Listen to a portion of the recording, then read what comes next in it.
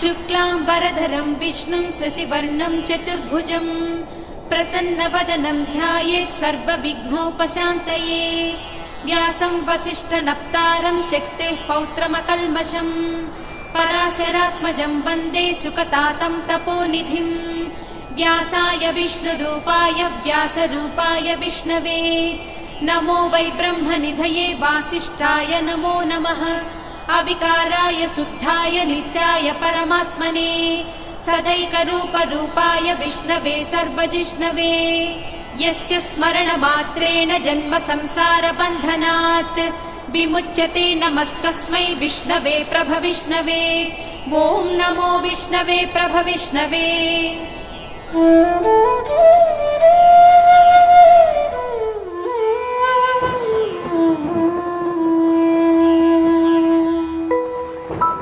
श्रीवैशम्पायन उवाच श्रुत्वा धर्मानशेषेण पावनानि च सर्वशः युधिष्ठिरश्शान्तनवं पुनरेवाभ्यभाषत। युधिष्ठिर उवाच किमेकं दैवतं लोके किं वाप्येकं परायणं स्तुवन्तः कं कमर्चन्तः प्राप्नुयुर्मानवाः शुभम्। को धर्मः सर्वधर्माणां भवतः परमो मतः किं जपन्मुच्यते जन्तुर्जन्म संसारबन्धनात्। श्रीभीष्म उवाच जगत्प्रभुं देवदेवमनन्तं पुरुषोत्तमं स्तुवन्नाम सहस्रेण पुरुषः सततोत्थितः तमेव चार्चयन् नित्यं भक्त्या पुरुषमव्ययम्। ध्यायन् स्तुवन्नमस्यंश्च यजमानस्तमेव च अनादिनिधनं विष्णुं सर्वलोकमहेश्वरम्। लोकाध्यक्षं स्तुवन् नित्यं सर्वदुःखातिगो भवेत्। ब्रह्मण्यं सर्वधर्मज्ञं लोकानां कीर्तिवर्धनम् लोकनाथं महद्भूतं सर्वभूतभवोद्भवम्। येष मे सर्वधर्माणां धर्मोऽधिकतमो मतः यद्भक्त्या पुण्डरीकाक्षं स्तवैरर्चेन्नरः सदा। परमं यो महत्तेजः परमं यो महत्तपः परमं यो महद्ब्रह्म परमं यः परायणम्। पवित्राणां पवित्रं यो मङ्गलानां च मङ्गलम् दैवतं देवतानां च भूतानां यो व्ययः पिता। यतः सर्वाणि भूतानि भवन्त्यादियुगागमे यस्मिंश्च प्रलयं यान्ति पुनरेव युगक्षये। तस्य लोकप्रधानस्य जगन्नाथस्य भूपते विष्णोर्नाम सहस्रं मे शृणु पापभयापहम्। यानि नामानि गौणानि विख्यातानि महात्मनः ऋषिभिः परिगीतानि तानि वक्ष्यामि भूतये। ऋषिर्नाम्नां सहस्रस्य वेदव्यासो महामुनिः छन्दोऽनुष्टुप् तथा देवो भगवान् देवकीसुतः। अमृतांशोद्भवो बीजं शक्तिर्देवकी नन्दनः त्रिसामा हृदयं तस्य शान्त्यर्थे विनियुज्यते। विष्णुं जिष्णुं महाविष्णुं प्रभविष्णुं महेश्वरम् अनेकरूपदैत्यान्तं नमामि पुरुषोत्तमम्।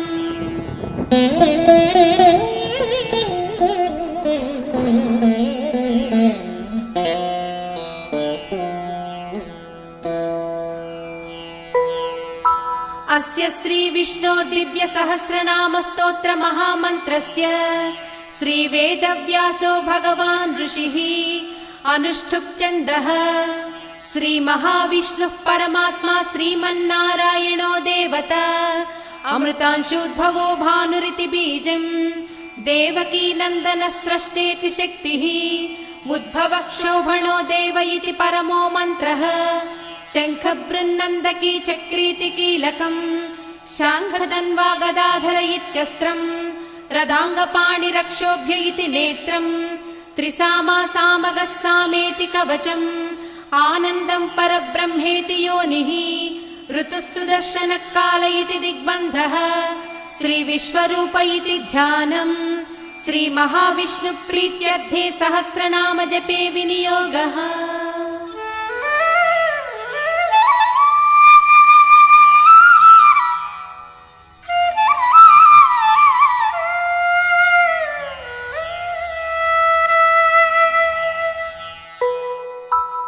ध्यानम् क्षीरोदन्वत्प्रदेशे शुचिमणिविलसत्सैकते मौक्तिकानाम् माला क्लुप्तासनस्तस्फटिकमणिनिभैर्मौक्तिकैर्मण्डिताङ्गः शुभ्रैरभ्रैरदभ्रैरुपरि विरचितैर्मुक्तपीयूषवर्षैः आनन्दीनः पुनीयादरिनलिन गदा शङ्खपाणिर्मुकुन्दः भूपादौ यस्य नाभिर्वियदसुरनिलश्चन्द्रसूर्यौ च नेत्रे कर्णावासा शिरोद्यौर्मुखमपि दहनो यस्य वास्तेयमब्धिः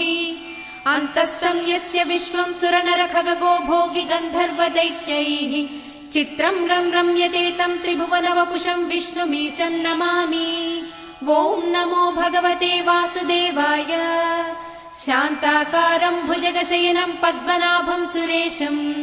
विश्वाधारं गगनसदृशं मेघवर्णं शुभाङ्गं लक्ष्मीकान्तं कमलनयनं योगिहृद्यानगम्यं वन्दे विष्णुं भवभयहरं सर्वलोकैकनाथम्। मेघश्यामं पीतकौसेयवासं श्रीवत्साङ्कं कौस्तुभोद्भासिताङ्गं पुण्योपेतं पुण्डरीकायताक्षं विष्णुं वन्दे सर्वलोकैकनाथम्। नमः समस्तभूतानामादिभूताय भूभृते अनेकरूपरूपाय विष्णवे प्रभविष्णवे सशङ्खचक्रं सकिरीटकुण्डलं सपीतवस्त्रं सरसीरुहेक्षणं सहारवक्षस्थलशोभिकौस्तुभं नमामि विष्णुं शिरसा चतुर्भुजम्। छायायां पारिजातस्य हेमसिंहासनोत्पदी आसीनमम्बुदश्याममायताक्षमलङ्कृतम् चन्द्राननं चतुर्बाहुं श्रीवत्साङ्कितवक्षसं रुक्मिणी सत्यभामाभ्यां सहितं कृष्णमाश्रये।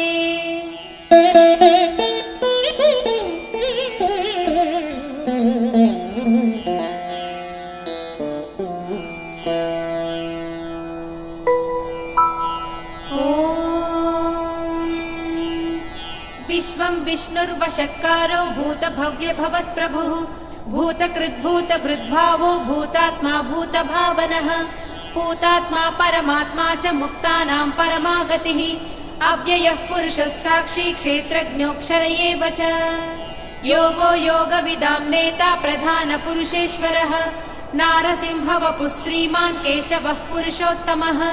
सर्वशर्वशिवस्थाणुर्भूतादिर्निधिरव्ययः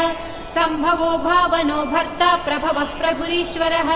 स्वयंभू शम्भुरादित्यः पुष्कराक्षो महास्वनः अनादिनिधनो धाता विधाता धातुरुत्तमः अप्रमेयो हृषीकेशः पद्मनाभो मरप्रभुः विश्वकर्मा मनुस्त्वष्टा सविष्ठस्थविरो ध्रुवः अग्राह्यः शाश्वतः कृष्णो लोहिताक्षः प्रतर्दनः प्रभूतस्त्रिककुब्धाम पवित्रं मङ्गलं परम् ईशानः प्राणदः प्राणो ज्येष्ठः श्रेष्ठः प्रजापतिः हिरण्यगर्भो भूगर्भो माधवो मधुसूदनः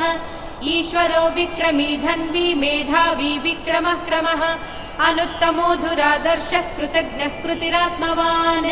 सुरेशः शरणं शर्म विश्वरेताः प्रजाभवः अहः संवत्सरो व्याळः प्रत्ययः सर्वदर्शनः अजः सर्वेश्वरः सिद्धः सिद्धिः सर्वादिरच्युतः वृषा कपिरमेयात्मा सर्वयोगविनिसृतः वसुर्वसुमना सत्यः समात्मा संमितः समः अमोघ पुण्डरीकाक्षो वृषकर्मा वृषाकृतिः रुद्रो बहुशिरा बभ्रुर्विश्वयोनिः शुचिश्रवाः अमृतः शाश्वतस्थाणुर्वरारोहो महातपाः सर्वगः सर्वविद्वानुर्विश्वक्सेनो जनार्दनः वेदो वेदविदव्यङ्गो वेदाङ्गो वेदवित्कविः लोकाध्यक्षः सुराध्यक्षो धर्माध्यक्षः कृताकृतः चतुरात्मा चतुर्व्यूहश्चतुर्दंष्टश्चतुर्भुजः भ्राजिष्णुर्भोजनं भोक्ता सहिष्णुर्जगदादिजः अनघो विजयो जेता विश्वयोनिः पुनर्वसुः उपेन्द्रो वामनः प्रांशुरमोघः सुचिरूर्जितः अतीन्द्रः सङ्ग्रहः सर्गो धृतात्मा नियमो यमः वेद्यो वैद्यः सदा योगी वीरः माधवो मधुः अतीन्द्रियो महामायो महोत्साहो महाबलः महाबुद्धिर्महावीर्यो महाशक्तिर्महाद्युतिः अनिर्देश्य वपुः श्रीमानमेयात्मा महाधृधृत् महेश्वासो महीभक्ता श्रीनिवासः सताङ्गतिः अनिरुद्धः सुरानन्दो गोविन्दो गोविदापतिः मरीचिर्दमनो हंसः सुपर्णो भुजगोत्तमः हिरण्यनाभः सुतपाः पद्मनाभ प्रजापतिः अमृत्युः सर्वदृक्सिंहः सन्धाता सन्धिमान् स्थिरः अजो दुर्मर्षणः शास्ता विसृतात्मा सुरारिः गुरुर्गुरुतमो धामः सत्यः सत्यपराक्रमः निमिषो निमिषस्रग्वी वाचस्पतिरुदारधीः अग्रणीर्रामणि श्रीमान् न्यायो नेता समीरणः सहस्रमूर्धा विश्वात्मा सहस्राक्षः सहस्रपात् आवर्तनो निवृत्तात्मा संवृतः सम्प्रमर्दनः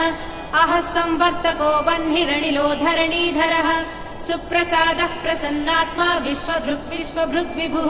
सत्कर्ता सत्कृतः साधुर्जह्नुर्नारायणो नरः असंख्येयो प्रमेयात्मा विशिष्टः शिष्टकृच्छुचिः सिद्धार्थः सिद्धसङ्कल्पः सिद्धिदः सिद्धिसाधनः वृषाही वृषभो विष्णुर्वृषपर्वा वृषोदरः वर्धनो वर्धमानश्च विविक्तः श्रुतिसागरः सुभुजो दुर्धरो वाग्मी महेन्द्रो वसुदो वसुः नैकरूपो बृहद्रूपः श्रीविष्टः प्रकाशनः ओजस्तेजो ज्युतिधरः प्रकाशात्मा प्रतापनः रुद्धस्पष्टाक्षरो मन्त्रश्चन्द्रांशुर्भास्करज्युतिः अमृतांशूद्भवो भानुश्च स बिन्दुः सुरेश्वरः औषधं जगतः सेतुः सत्यधर्मः पराक्रमः भूतभव्यभवन्नाथः पवनः पावनो नलः कामः कामकृत्कान्तः कामः कामप्रदः प्रभुः युगाधिकृज्युगावर्तो नैकमायो महासेनः अदृश्यो व्यक्तरूपश्च सहस्रजिदनन्तजित् इष्टो विशिष्टः शिष्टेष्टः शिखण्डी नहुषो वृषः क्रोधः क्रोधकृत्कर्ता विश्वबाहुर्महीधरः अच्युतः प्रदितः प्राणः प्राणदो वासवानुजः अपां निधिरधिष्ठानमप्रमत्तः प्रतिष्ठितः स्कन्दः स्कन्दधरो दुर्यो वरदो वायुवाहनः वासुदेवो बृहद्भानुरादिदेवः पुरन्दरः अशोकस्तारणस्तारः शूरः शौरिर्जनेश्वरः अनुकूलस्य तावर्तः पद्मे पद्मनिभेक्षणः पद्मनाभोरविन्दाक्षः पद्मगर्भः शरीरभृत् महर्धिर्वृद्धो वृद्धात्मा महाक्षो गरुडध्वजः अतुलः शरभो भीमः समयज्ञो हविर्हरिः सर्वलक्षणलक्षण्यो लक्ष्मीवान् समितिञ्जयः विक्षरो रोहितो मार्गो हेतुर्दामोदरः सहः महीधरो महाभागो वेगवानमिताशनः उद्भवः क्षोभणो देवः श्रीगर्भः परमेश्वरः करणं कारणं कर्ता विकर्ता गहनो गुहः व्यवसायो व्यवस्थानः संस्थानस्थानदो ध्रुवः परर्धिः परमस्पष्टः तुष्टः पुष्टः सुभेक्षणः रामो विरामो विरजो मार्गो नेयो नयो नयः वीरः शक्तिमतां श्रेष्ठो धर्मो धर्मविदुत्तमः वैकुण्ठः पुरुषः प्राणः प्राणदः प्रणवः पृथुः हिरण्यगर्भः शत्रुघ्नो व्याप्तो वायुरथोक्षजः ऋतुः सुदर्शनः कालः परमेष्टि परिग्रहः उग्रः संवत्सरो दक्षो विश्रामो विश्वदक्षिणः विस्तारस्थावरस्थाणुः प्रमाणं बीजमव्ययम् अर्धोऽनर्धो महाकोशो महाभोगो महाधनः अनिर्विण्णस्थविष्टो भूर्धर्मयूपो महामखः नक्षत्रनेमिर्नक्षत्री क्षमः क्षामः समीहनः यज्ञयुज्यो महेज्यश्च क्रतुः सत्रं सदाङ्गतिः सर्वदर्शी विमुक्तात्मा सर्वज्ञो ज्ञानमुत्तमम् सुव्रतः सुमुखः सूक्ष्मः सुघोषः सुखदः सुहृत् मनोहरो जितक्रोधो वीरबाहुर्विदारणः स्वापनः स्ववशो व्यापी नैकात्मा नैककर्मकृत् वत्सरो वत्सलो वत्सी रत्नगर्भो धनेश्वरः धर्मकृद्धर्मी सदसक्षरमक्षरम् अविज्ञाता सहस्रांशुर्विधाता कृतलक्षणः गभस्तिनेमिः सत्त्वस्था सिंहो भूतमहेश्वरः आदिदेवो महादेवो देवेशो देवभृद्गुरुः उत्तरो गोपतिर्गोप्ता ज्ञानगम्यः पुरातनः शरीरभूतभृद्भोक्ता कपीन्द्रो भूरि दक्षिणः सोमपोमृतपः सोमः पुरुजित्पुरुषत्तमः विनयोजयः सत्यसन्धो दासार्हः सात्वतां पतिः जीवो विनयिता साक्षी मुकुन्दो मितविक्रमः अम्भो निधिरनन्तात्मा महोदतिशयोऽन्तकः अजो महार्हः स्वाभाव्यो जिता मित्रप्रमोदनः आनन्दो नन्दनो नन्दः सत्यधर्मा त्रिविक्रमः महर्षिः कपिलाचार्यः कृतज्ञो मेदिनीपतिः त्रिपदस्त्रिदशाध्यक्षो महाशृङ्गकृतान्तकृत् महावराहो गोविन्दः सुषेणः कनकाङ्गदी गुह्यो गभीरो गहनो गुप्तश्चक्रगदाधरः वेदास्वाङ्गोजितः कृष्णो दृढः सङ्कर्षणोच्युतः वरुणो वारुणो वृक्षः पुष्कराक्षो महामनाः भगवान् भगवानन्दी वनमाली हलायुधः आदित्यो ज्योतिरादित्यः सहिष्णुर्गति सत्तमः सुधन्वा कण्डपरशुर्दारुणो द्रविणप्रदः दिवस्पृक् सर्वदृग्व्यासो वाचस्पतिरयो निजः त्रिसामा सामगः साम निर्वाणं भेषजं भिषक् संन्यासकृच्चमशान्तो निष्ठा शान्तिः परायणम् शुभाङ्गः शान्तिदः स्रष्टा कुमुदः कुवलेशयः गोहितो गोपतिर्गोप्ता वृषभाक्षो वृषप्रियः अनिवर्ती निवृत्तात्मा संक्षेप्ताक्षेम कृच्छिवः श्रीवत्सवक्षा श्रीवासः श्रीपतिः श्रीमताम्बरः श्रीधः श्रीसः श्रीनिवासः श्रीनिधिः श्रीविभावनः श्रीधर श्रीकर श्रेयः श्रीमान् लोकत्रयाश्रयः स्वक्षस्वङ्गस्य तानन्दो नन्दिर्ज्योतिर्गणेश्वरः विजितात्मा विधेयात्मा सत्कीर्तिश्चिन्न संशयः उदीर्णः सर्वतश्चक्षुरनीशः शाश्वतः स्थिरः भूषयो भूषणो भूतिर्दिशोकशोकनाशनः अर्चिष्मानर्चितः कुम्भो विशुद्धात्मा विशोधनः अनिरुद्धो प्रतिरतः प्रद्युम्नो मितविक्रमः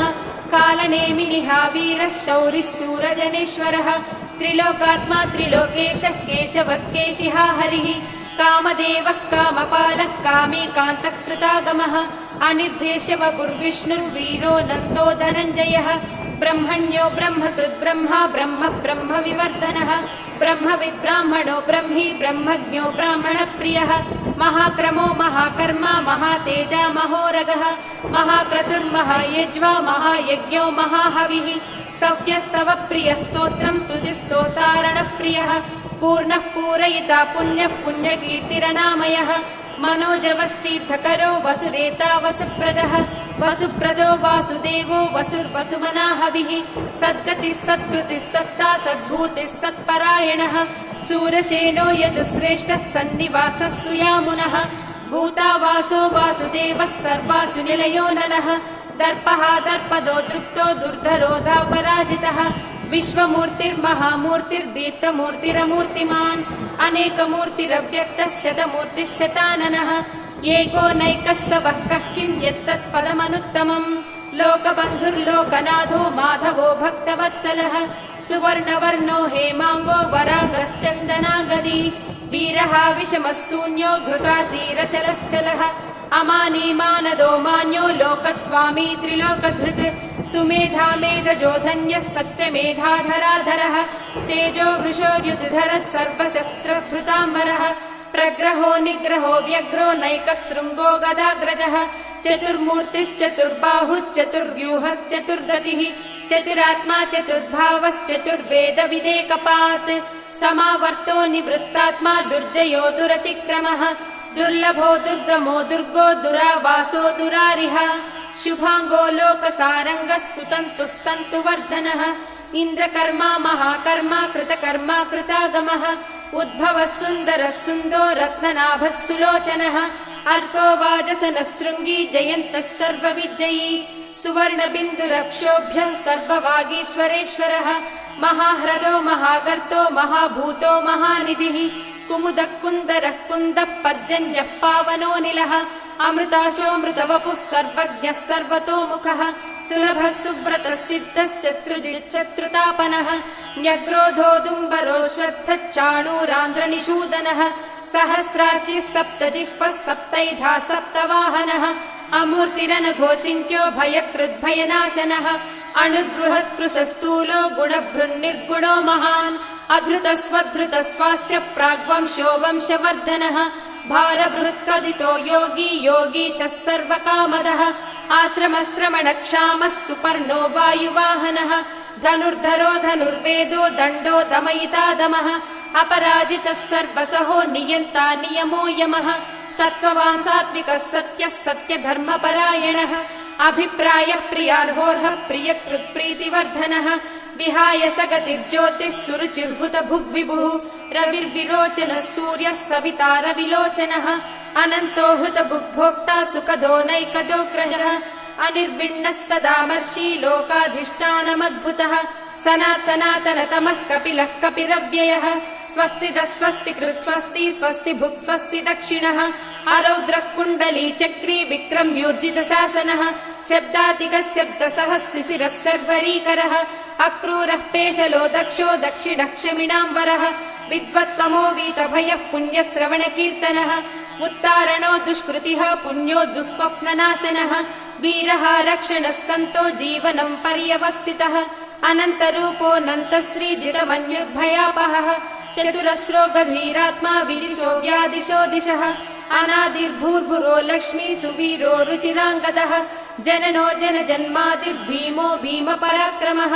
आधारनिलयो धाता पुष्पहास प्रजागरः ऊर्ध्वगः सत्पथाचारः प्राणदः प्रणवः पणः प्रमाणं प्राणनिलयः प्राणभृत् प्राणजीवनः तत्त्वं तत्त्वविदेकात्मा जन्म मृत्युजरातिगः भूर्भुवः स्वस्तरुस्तारः सविता प्रपितामहः यज्ञो यज्ञपतिर्वज्या यज्ञाङ्गो यज्ञवाहनः यज्ञभृद्यज्ञकृत्यग्नि यज्ञभुग्यज्ञसाधनः यज्ञान्तकृद्यज्ञगुह्यमन्नमन्नादयेव च आत्मयोनिस्वयं जातो वैखानः सामगायनः देवकीनन्दनः स्रष्टा क्षितीशः पापनाशनः शङ्खबृन्नन्दकी चक्री शाङ्खधन्वा गदाधरः रथाङ्गपाणिरक्षोभ्यः सर्वप्रहरणायुधः श्रीसर्वप्रहरणायुधवो नम इति वनमाली गदीशाङ्गी शङ्की चक्री च नन्दकी श्रीमन्नारायणो विष्णुर्वासुदेवोऽभिरक्षतु वनमाली गदीशाङ्गी शङ्खी चक्री च नन्दकी श्रीमन्नारायणो विष्णुर्वासुदेवोऽभिरक्षतु श्रीवासुदेवोऽभिरक्षत्वो नम इति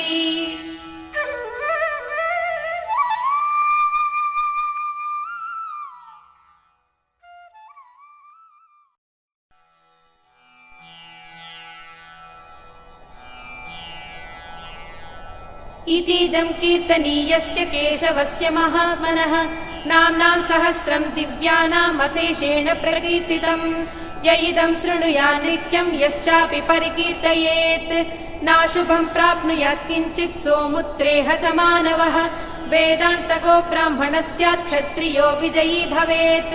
वैश्यो धनसमृद्धः स्यात् शूद्रः सुखमवाप्नुयात् धर्मार्धी प्राप्नुयात् धर्मम् अर्थार्थी चार्धमाप्नुयात् कामानवाप्नुयात् कामी प्रजार्थी चाप्नुयात् प्रजाम् भक्तिमान् यः सदोत्थाय शुचिस्तद्गतमानसः सहस्रं वासुदेवस्य नाम्नामेतत् प्रकीर्तयेत् यशः प्राप्नोति विपुलं याति प्राधान्यमेव च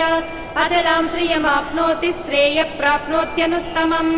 न भयं क्वचिदाप्नोति वीर्यं तेजश्च विन्दति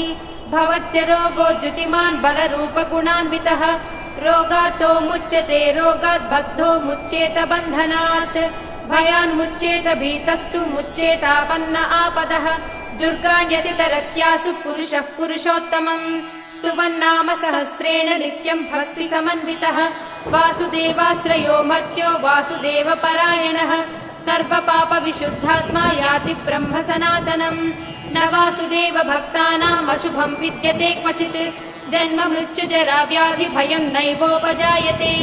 इमं स्तवमधीयानः श्रद्धा भक्तिसमन्वितः युज्येतात्मसुखशान्तिः श्रीधृतिस्मृतिकीर्तिभिः न क्रोधो न च मात्सर्यं न लोभो नाशुभामतिः भवन्ति कृतपुण्यानां भक्तानां पुरुषोत्तमे द्यौस्रचन्द्रार्कनक्षत्रं खं दिशो भूर्महोदधिः वासुदेवस्य वीर्येण विधृतानि महात्मनः ससुरासुरगन्धर्वं सयक्षोरगराक्षसम् जगद्वशे वर्ततेदं कृष्णस्य सचराचरम् इन्द्रियाणि मनोबुद्धिः सत्त्वं तेजो बलं धृतिः वासुदेवात्मकान्याहुः क्षेत्रं क्षेत्रज्ञ एव च सर्वागमानामाचारः प्रथमं परिकल्पितौ आचार्यप्रभवो धर्मो धर्मस्य प्रभुरच्युतः ऋषयः पितरो देवा महाभूतानि धातवः जङ्गमाजङ्गमं चेदं जगन्नारायणोद्भवम् योगो ज्ञानं तथा साङ्ख्यं विद्या शिल्पादिकर्म च वेदशास्त्राणि विज्ञानम् एतत् सर्वं जनार्दनात् एको विष्णुर्महद्भूतं पृथग्भूतान्यनेकशः त्रीलोकान् व्याप्य भूतात्मा भुङ्क्ते विश्वभुगव्ययः इमं स्तवं भगवतो विष्णोर्व्यासेन कीर्तितम् पठे च इच्छेत् पुरुषः श्रेयः प्राप्तुं सुखानि च विश्वेश्वरमजं देवं जगतः प्रभुमव्ययम् भजन्ति ये पुष्कराक्षं न ते यान्ति पराभवम् न ते यान्ति पराभवम् ॐ नम इति। अर्जुन उवाच पद्मपत्र विशालाक्ष पद्मनाभसुरोत्तम भक्तानामनुरक्तानां त्राता भव जनार्दन। श्रीभगवानुवाच यो मां नाम सहस्रेण स्तोतुमिच्छति पाण्डव सोऽहमेकेन श्लोकेन स्तुत एव न संशयः स्तुत एव न संशय ॐ नम इति। व्यास उवाच वासनाद्वासुदेवस्य वासितं भुवनत्रयम् सर्वभूतनिवासोऽसि वासुदेव नमोऽस्तु ते श्रीवासुदेव नमोऽस्तु तं ॐ नम इति। पार्वत्युवाच केनोपायेन लघुना विष्णोर्नाम सहस्रकम् पठ्यते पण्डितैर्नित्यम् श्रोतुमिच्छाम्यहं प्रभो। ईश्वर उवाच श्रीराम राम रामेति रमे रामे मनोरमे सहस्रनाम तत्तुल्यं राम राम वरानने। श्रीराम राम रामेति रमे रामे मनोरमे सहस्रनाम तत्तुल्यं राम नाम वरानने। श्रीराम राम रामेति रमे रामे मनोरमे सहस्रनाम तत्तुल्यं राम नाम वरानने। श्रीराम नाम वरानन ॐ नम इति। ब्रह्मोवाच नमोऽस्त्वनन्ताय सहस्रमूर्तये सहस्रपादाक्षि शिरोरुबाहवे सहस्रनाम्ने पुरुषाय शाश्वते सहस्रकोटियुगधारिणे नमः सहस्रकोटियुगधारिणे ॐ नम इति। सञ्जय उवाच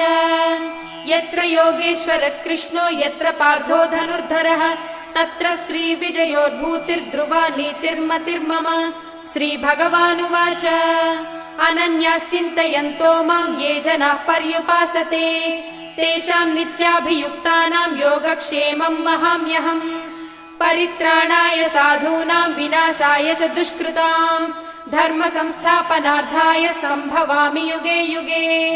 आर्ता विषण्णाः शिथिलाश्च भीता घोरेषु च व्याधिषु वर्तमानाः संकीर्त्य नारायण शब्दमात्रं विमुक्त दुःखा सुखिनो भवन्तु। कायेन वाचा मनसेन्द्रियैर्वा बुद्ध्यात्मना वा प्रकृते स्वभावात् करोमि यद्यत् सकलं परस्मै नारायणायेति समर्पयामि।